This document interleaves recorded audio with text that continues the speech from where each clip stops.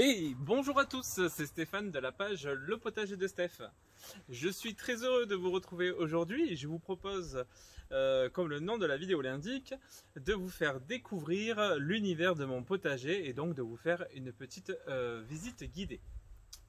Avant de commencer, je vous propose à tous de découvrir sur trois images qui vont se succéder, donc trois photos, mon potager au début de la saison. Donc ça a été un petit défi puisque j'ai commencé le 15 mars à installer mon nouveau potager. Donc vous allez voir une première photo où le sol est à nu et c'est une page vierge. C'est l'ancien potager de ma grand-mère. Vous verrez, il y a une petite bande sur la photo qui est retournée. Sinon, j'ai exploité l'ensemble de la zone. Et ensuite, vous allez voir une photo sur fin juin et une dernière photo sur mi-octobre ou fin octobre sur l'implantation du potager d'hiver. Et donc après, une fois que vous aurez vu ces photos-là, je vous retrouverai et on ira voir et faire la visite de mon univers et du potager d'hiver qui est implanté en ce moment. Allez, à tout de suite, je vous retrouve.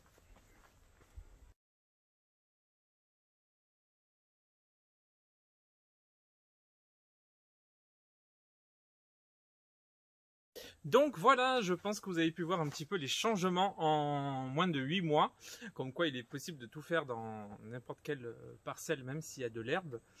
Donc n'hésitez pas à vous lancer en permaculture, avec de la passion et de l'envie, on peut avoir de superbes résultats. Allez, maintenant, comme promis, je vous propose d'aller visiter de suite. Je prends la caméra et je vous commente en même temps le potager. Allons-y. Alors, voici l'univers. Donc là, on part de la maison qui était dans mon dos. Là, sur la gauche, je vais avoir une partie des garages et notamment de ma serre de production en cours d'année. Hop, vous allez voir là, ici, c'est là où il y a mon poulailler et ma serre de production. Alors là, elle est remplie de pots, mais toute cette partie-là est remplie de milliers de jeunes plants en cours de saison. Et cette serre-là, cette verrière est chauffée, si vous regardez bien derrière, par le poulailler. Donc ici, j'ai un grillage qui sépare le poulailler de ma serre. Mais ça, après, c'est une autre histoire. Et ça me permet tout simplement de récupérer de la chaleur dans ma verrière et de faire pousser mes plants. Donc allons au jardin, allons au potager. Donc dans ce potager-là, déjà ici, on a cet univers avec donc la verrière qui est ici. Une petite zone ici où je peux faire des jeunes plants sur couche chaude éventuellement en début du printemps. Ici, vous allez retrouver mes petites poulettes. Allez, cocottes. Voilà. Et là, on arrive et on débouche sur ce magnifique jardin. Avec donc le potager d'hiver en ce moment qui est en place. Que je vous ai découvert pour la plupart des planches. Vous verrez, on va les visiter une par une. Et dans l'univers, voilà, tout autour du potager, regardez ce que j'ai. Magnifique jardin. Si vous écoutez bien, on entend tous les petits oiseaux.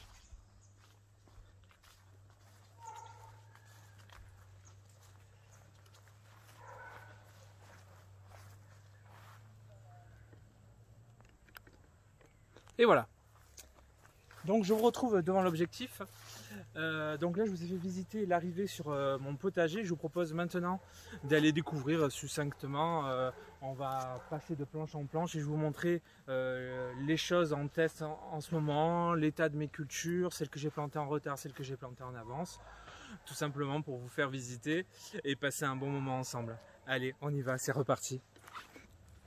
Donc là je vous propose de commencer par la droite de mon potager, sur lequel on va se retrouver avec les deux premières planches.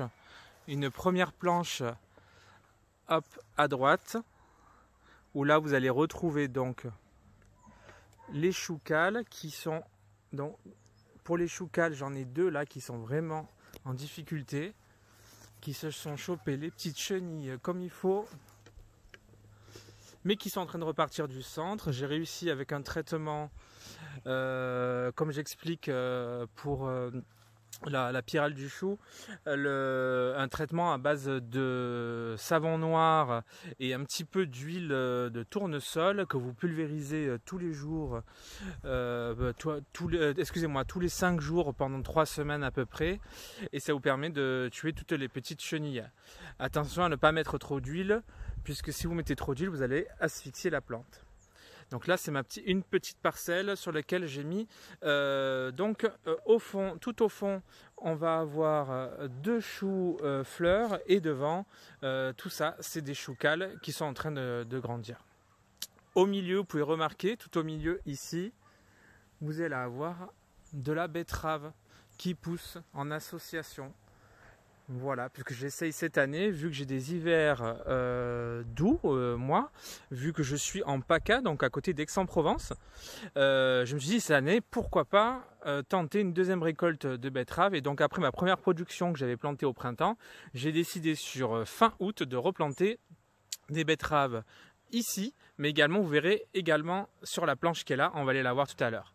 Maintenant, si je tourne sur la gauche, on va se retrouver sur une autre planche.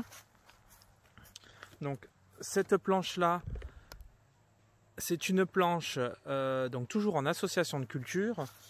Vous allez pouvoir retrouver donc ici de l'oignon blanc, là du navet d'hiver hâtif. Donc c'est du navet d'Auvergne hâtif. Donc l'avantage du navet d'Auvergne comparé à certains navets qu'on va planter au printemps, c'est qu'il va pouvoir avoir une croissance rapide et résister au froid. Pas au froid extrême, mais aux petites douceurs d'arrivée d'hiver et d'automne. Donc là, ils sont en train de pousser. Normalement, je devrais, d'ici les premières gelées, pouvoir commencer à en récolter. Ensuite, à côté, là, je fais un test cette année également avec de l'oignon de Simiane, puisque j'ai remarqué que cet oignon rouge, vu les douceurs que j'avais ici, pouvait peut-être arriver à se développer. Donc c'est un nouveau test que je fais avec les douceurs de cette saison. Dans tous les cas, normalement, j'ai un tunnel qui va par-dessus. Et ce tunnel avec ce voie de forçage me fait des miracles. Quand même, tout pousse super bien, comme si on était au mois de septembre ou en fin d'août avec des bonnes chaleurs, ou au printemps. J'ai quand même un développement qui est en train de repartir grâce aux voiles d'hivernage et à ces structures tubulaires. Pour tous ceux qui se posent la question comment fabriquer ces structures tubulaires, n'hésitez pas à aller voir, j'ai fait un tuto comment fabriquer des tunnels lentés. Vous allez voir, c'est très facile à faire, ça coûte 2,50 € du mètre. Donc ça, c'est dans une autre vidéo. Si vous retrouvez en bas, j'ai planté des petites laitues qui sont en train de super bien pousser. Au fond, j'ai mis de la scarole. Et voilà pour cette planche. Ensuite, sur la gauche, hop, nous avons ici des semis d'épinards qui sont en train de partir. Au milieu, vous avez des choux romanesco. Et si je me décale un petit peu, hop, tout au pied des choux romanesco, ici, ici et ici, on va avoir je teste des choux pak choi. Alors normalement, c'est un peu tard, mais pareil que là-bas, je me suis dit, tentons, il fait assez chaud encore ici, donc j'essaye. Voilà. Après, sur la gauche, là-bas, on peut voir également, j'ai mis également des havets natifs d'Auvergne, mais eux ne sont pas protégés par le voile d'hivernage, mais ils poussent quand même très bien. Donc, je vous dirai après, je vous ferai un petit topo sur ce qui a fonctionné, ce qui n'a pas fonctionné au potager. Allez, je continue toujours sur les planches de devant. Donc ici, vous allez vous retrouver, hop, avec, donc ici c'est l'ancien tutorage que j'avais pour mes haricots violets grimpants, que je laisse moi pour l'hiver. Sinon au pied, là j'ai planté de la facélie qui est un engrais vert hein, qui fait des jolies fleurs violettes qui poussent très vite et laisse pas la place aux adventices de pousser, car la facélie a une croissance rapide et occupe la place. Donc du coup aucune adventice peut germer et pousser à ce moment-là. L'avantage de la facélie, c'est qu'une fois qu'elle sera arrivée aux fleurs et qu'elle n'aura pas encore fait les graines, je vais la couper et l'intégrer au sol. Alors moi je suis en permaculture, donc je ne vais pas retourner mon sol pour l'incorporer, mais simplement je vais la couper et la poser sur mon sol avec ma matière carbonée, de manière à apporter de l'azote et recharger cette planche pour le début de saison prochaine. Derrière, vous pouvez voir des céleris qui sont touchés, qui sont un petit peu abîmés. Alors vous allez voir, je vais vous faire un petit zoom. Donc hop, même on va se rapprocher, vous allez voir. Tac.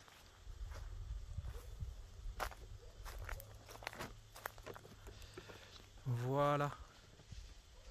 Donc mes céleris qui ont très bien poussé jusqu'à présent et qui là sont un petit peu piqués sur les extrémités. Vous avez vu, il y a des feuilles qui commencent à devenir marron malheureusement. Bon, moi ça me dérange pas, je l'accepte. Ça n'empêche pas que le goût de la branche de céleri est très très bonne pour mes potagers. Pour mes potages, pour mes soupes, et je ferai mieux l'année prochaine. Voilà. Sinon, ensuite, hop, on se redécale. Et je vous propose de venir ici sur cette planche. Donc ça, c'est une planche qui me produit des blettes depuis le mois d'avril. Donc c'est semé depuis le mois d'avril ou début mai. Et depuis le mois d'avril ou début mai, ben, je mange de superbes blettes. Alors j'ai eu des petites chenilles, des petites mouches qui sont venues pondre leurs larves à l'intérieur en début de saison. Mais à partir de maintenant, c'est fini et je me régale. Voici un petit peu. Ensuite, derrière, j'avais une planche où j'avais quelques radis de Pâques en début de saison. Et ensuite, je l'ai transformé en petite pépinière pour semer mes salades. Donc, si on regarde bien, vous avez ici, ici et ici.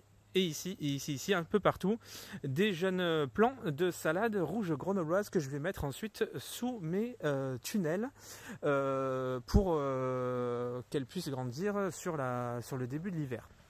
Voilà.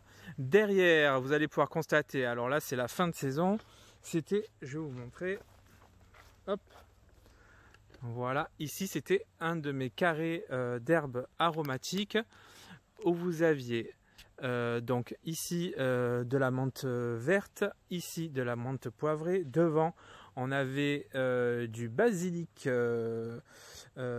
anis marseillais, ce qu'on appelle le basilic marseillais, qui a vraiment un goût de pastis, et devant j'avais un basilic pourpre. Après vous allez avoir du persil géant d'Italie que j'ai déjà coupé une fois à mi-hauteur. Donc là, qui est franchement super saveur. Ceux qui ne connaissent pas le persil géant d'Italie, allez-y. Franchement, moi j'adore ce persil finalement. Et à côté, j'ai du persil frisé. Voilà. Au milieu, on ne le voit plus derrière. J'avais de la ciboulette commune et de la ciboulette de Chine. Voilà, voilà. Alors, si je me tourne sur le côté gauche, sous ce petit tunnel. Le premier qui est ici. En ce moment, j'ai de la mâche qui est en train qui a levé, qui est en train de grossir, avec des radis red meat. Je vais essayer de vous montrer en dessous un petit peu ce que ça donne. Hop. Voilà, vous allez voir. Tac.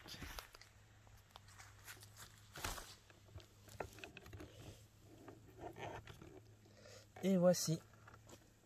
Donc, j'ai fait une ligne ici de mâche qui part, une ligne de radis red meat, donc c'est des radis verts qui sont à l'intérieur rouge, vous verrez.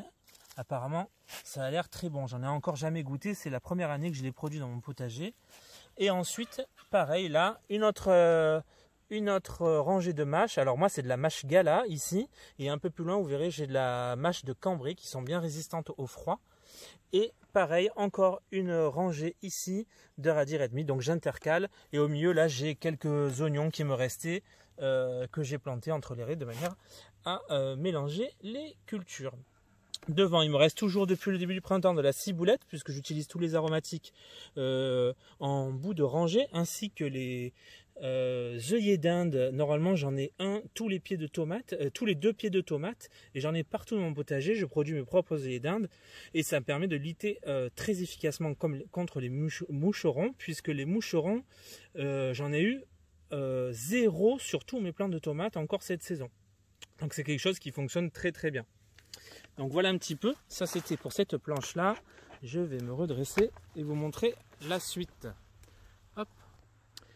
Donc voilà, sur le côté, nous retrouvons donc cette autre planche. Là c'est une planche dans laquelle vous allez pouvoir voir où j'ai planté plusieurs sortes de salades. Ici vous allez avoir de la rougette de Montpellier, toute petite ici. Et là de la romaine qui est en train de pousser et qui va encore grandir au moins jusqu'ici. Sur le côté de la planche, vous allez avoir également des jeunes plants de poireaux que j'ai plantés en fin d'hiver pour combler. Après j'ai d'autres poireaux qui sont un peu plus avancés sur les autres planches. Donc j'ai des poireaux qui sont plus avancés à côté. Et ceux-là c'est pour faire la succession, donc bien couverts, puisque pour qu'ils puissent pousser, eux ils vont pousser très lentement. Vu qu'il va y avoir des froids qui vont arriver, qui vont ralentir leur croissance, donc je les ai mis sous tunnel lenté. Voici. Voilà. Alors à côté j'ai une autre planche où j'ai également 2 lignes là de céleri branche et là de la laitue craquelette, je crois qu'on dit, j'ai oublié le nom. Craquerelle, c'est ça, j'avais oublié. C'est de la laitue craquerelle là-bas. C'est la première fois que je teste. Donc s'il y en a qui ont déjà testé la laitue craquerelle, n'hésitez pas à me faire un retour. En tout cas, elle pousse super bien en cette saison. Regardez, et j'ai utilisé dessus la petite technique de protection des salades, vous savez, avec les bouteilles découpées, comme j'ai expliqué dans une autre vidéo, comment protéger vos salades. Alors certains m'ont fait quelques retours comme quoi chez eux ça ne fonctionnait pas. En tout cas chez moi ça fonctionne super bien. L'astuce pour que ça fonctionne apparemment c'est au moins que la bouteille fasse découper, le corps de la bouteille fasse 12 à 15 cm de hauteur, comme ici sur la vidéo. Je ne sais pas si vous voyez bien. Hop. Voilà, ces protections-là que vous voyez. Tac. Et vous allez les retrouver un peu plus loin dans le potager, on va le voir. Moi, je pense que c'est une question de hauteur pour ceux qui me disent que ça ne fonctionne pas chez eux. Voilà, donc c'est une petite astuce. Il y en a chez qui ça fonctionne, chez d'autres, chez qui on me dit que chez eux ça ne fonctionne pas, ils se font bouffer quand même les salades. En tout cas, chez moi, ça marche très bien. J'ai eu 0 salade de bouffer quasiment de la saison avec cette protection ici. Allez, je vous propose d'aller sur la planche du fond. Hop. Alors celle-ci, la toute première, c'est une planche où j'ai fait où j'ai mis un voile d'hivernage. Je viens juste de la finir il y a 2 jours, donc je ne vais pas la découvrir puisque je vais vous expliquer pourquoi. C'est des jeunes choux que j'ai semés moi-même donc sur début septembre et ils sont très très petits. Donc pour l'instant, je voudrais surtout pas avoir la pyrale qui vient pondre et avoir des petites chenilles sur ces jeunes choux qui font pour l'instant qu'une dizaine de centimètres de hauteur et qui vont se faire bouffer s'il y a la moindre chenille. Donc déjà je surveille un maximum les limaces et donc je n'ouvrirai pas tant qu'ils feront pas au moins qu'ils n'auront pas au moins 4 à 5 feuilles voire plus et qu'ils soient bien costauds. Donc ça je vous les montrerai un peu plus tard. C'est une planche qui est en cours. Voilà. Ensuite derrière vous allez pouvoir retrouver une ligne de poireaux. Ici, elle, c'est une belle ligne de poireaux. Je vais vous faire un petit zoom. On a des poireaux qui font déjà la taille de mon pouce. Hop. Et juste à côté, on va se retrouver donc juste à côté, ici. Hop, alors attendez, c'est un petit peu flou. Voilà. Et juste à côté, j'ai également toute une ligne d'oignons blancs qui sont plantés déjà depuis un moment et qui commencent un petit peu à tomber et à faner. On va voir si on arrive au bout de la récolte avec une plantation de ces oignons qui ont été faits sur début septembre. Voilà. Ensuite, juste derrière, on va se retrouver avec ma planche de framboisier. Alors pour ceux qui sont vraiment puristes en permaculture, on va me dire oui, mais il y a de la toile non tissée en dessous. Ben moi, c'est une technique que j'utilise uniquement avec les framboisiers. Je récupère cette toile tous les 3 ans à peu près. Et l'avantage de récupérer, de mettre cette toile-là, c'est que ça me chauffe énormément le sol et que j'ai un très gros développement des fraisiers très rapides avec de très très bonnes fraises. Donc ça me permet d'avoir un très bon démarrage en début de saison. C'est une technique que j'avais élaborée quand j'étais en horticulture, quand j'ai fait mes études d'horticulture et sur lesquelles j'ai très bons résultats. Alors cette année j'ai testé avec une toile non tissée, mais ça fonctionne beaucoup mieux avec une toile ou un tissu, un plastique complètement opaque, en attendant d'avoir des matières végétales qui puissent être totalement opaques à l'avenir, certainement avec des plastiques issus du maïs, puisqu'on arrive maintenant à faire des plastiques avec de la matière végétale. Voilà, derrière vous allez retrouver de nouveau Alors je vais dézoomer, voilà, vous allez retrouver de nouveau un palissage pour des haricots grimpants que j'ai enlevé puisque maintenant nous sommes en hiver, et au pied j'y ai mis des choux-fleurs et des salades. Allez, je vous propose d'y aller tout de suite. Je fais une petite pause sur la vidéo et je vous reprends. Donc nous revoilà pour la suite. Donc on est de l'autre côté de la planche de choux. Il y avait la serre tout à l'heure là-bas avec les jeunes petits choux. Là nous avons les fraises et là donc nous avons les choux-fleurs. Donc là j'ai tous les choux-fleurs avec, si vous regardez bien, au pied entre les choux-fleurs. Là regardez, hop, des salades. Donc là on a de la salade, là on a de la salade et là-bas aussi. Regardez, je vous tourne, hop. Et voilà. Donc voilà, donc je maximise toujours la place dans les plantations. Et tout au fond, si on regarde bien, hop, est-ce qu'on va les voir? Tout au fond, j'ai également, alors on les voit mal, j'ai, vous allez voir, hop, ici et ici, des choux brocolis, choux verts brocolis. Voilà, sur le côté de cette planche, en préparation du printemps prochain, j'ai donc tout ici une nouvelle planche qui va être composée de 3 plantes différentes. Sur la droite, vous avez une ligne de mâche qui vient de lever.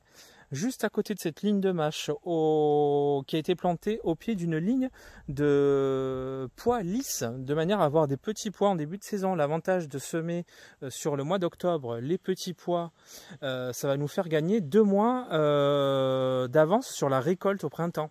Donc dès l'automne, vous pouvez semer ces graines-là, ainsi que les fèves par exemple qui sont à côté, qui sont des graines qu'on peut semer maintenant. Et l'avantage c'est qu'on va récolter 2 mois en avance sur les cultures, et en plus de ça, vous pouvez cultiver du coup l'hiver.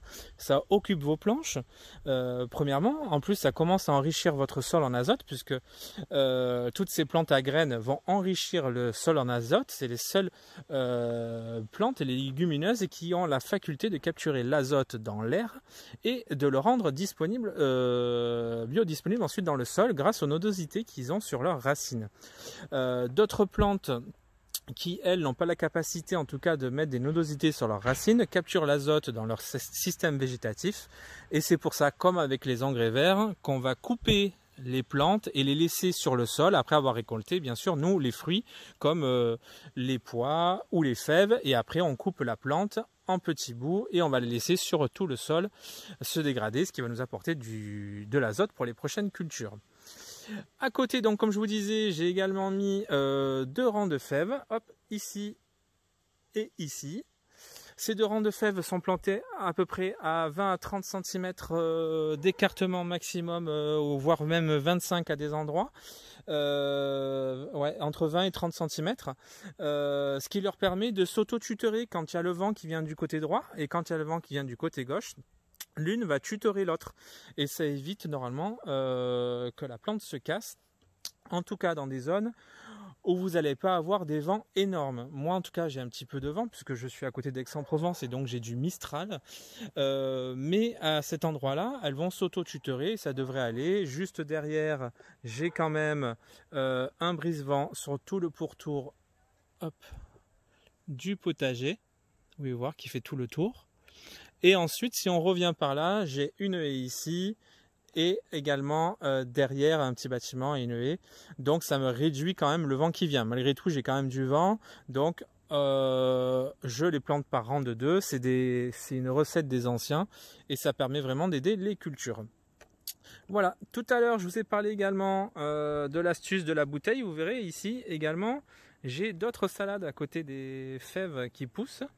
Et vous allez pouvoir donc protéger vos salades avec des tubes de bouteille. Vous faites au moins de 12 à 15 cm et il n'y a pas de souci, tout se passe très bien. Voilà pour cette planche. Je vous propose de passer à la planche d'à côté. Donc si je passe à la planche d'à côté, hop, nous allons nous retrouver sous l'espace ombrière. Voilà, juste ici que j'ai découvert, puisqu'à partir de fin août, début septembre, j'enlève les canisses. Sinon, donc en dessous, j'ai une planche où j'avais toutes les betteraves depuis le printemps, donc j'ai tout retiré. de manière à repréparer cette planche pour le printemps. Donc je suis en pleine réflexion, je vais certainement faire je pense une butte ici, j'attends de voir si j'ai assez de matière et je vais amener beaucoup de carbone. C'est maintenant novembre, ça va être la bonne saison pour préparer cette planche pour le printemps. Voilà. Ensuite, sur la planche juste derrière, c'est ma planche de choux et salades de fin de saison. Donc là, j'ai des choux qui vont passer l'hiver, les salades qui sont les dernières avant l'hiver au milieu. Sur cette planche de choux, j'ai pris le parti pris cette année de pas la couvrir, pas mettre de voile de protection contre la pierrite du chou. Du coup, j'ai dû faire pas mal de traitements. J'ai eu quelques dégâts, notamment surtout sur les choux chinois qui sont très appréciés par tous les nuisibles du potager. Et notamment les... comment on appelle ça, j'ai oublié le nom, ça va me revenir tout de suite. Contre les punaises du chou. Voilà, c'est ça. C'est les punaises du chou qui adorent et qui raffolent des choux chinois en permanence. Donc ne pas hésiter à faire des traitements, comme j'expliquais tout à l'heure, avec un mélange de savon noir et un petit peu d'huile de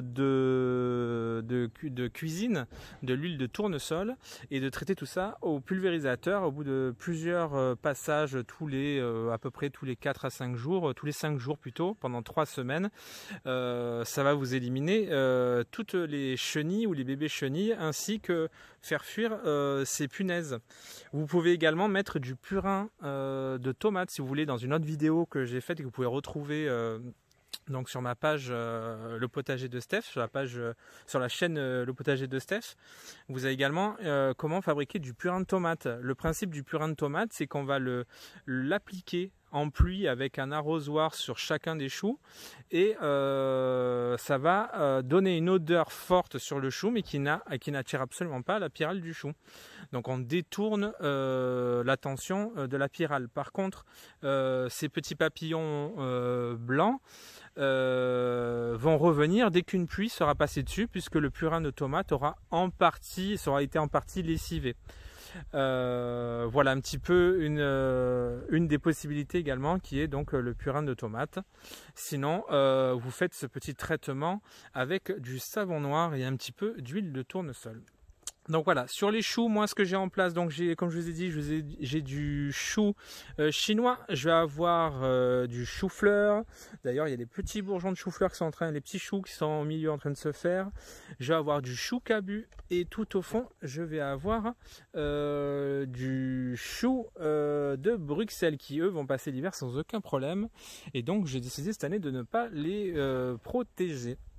Voilà, un petit peu, on va aller sur la planche du fond là derrière, et je vais vous montrer tout de suite Voilà, et donc là nous sommes sur les 2 dernières planches pour finir cette petite visite guidée. Donc vous allez avoir ici une dernière planche où j'ai mixé les cultures, toujours en respectant les principes des plantes compagnes, de manière à ce qu'elles se protègent entre elles. Avec un côté, on va avoir du légume racine avec de la betterave. Donc vous allez voir une super ligne de betteraves, hop, qui sont déjà avancées. J'ai des plants qui sont magnifiques, hop, vous voyez là, hop, des super plants de betteraves. Donc j'ai une ligne de betterave sur tout le long, avec en alternance ensuite une ligne de poireaux fantassins, une ligne de navets, une ligne de nouveau de betterave, une ligne d'oignons blancs et une ligne de poireaux fantassins toujours. Voilà, donc là j'ai essayé de faire un maximum d'associations sous un tunnel pour voir si tout fonctionne bien. Pour l'instant tout pousse assez bien de manière homogène et espacée, donc j'ai densifié la culture sur cette planche, et elle est bien protégée par un voile d'hivernage qui permet de relancer la végétation et la pousse. J'ai bien vu clairement en quelques jours, en une semaine de protection avec le voile d'hivernage, vraiment déjà un nouveau départ sur la végétation de tous ces plants. Donc quelques différences de degrés de température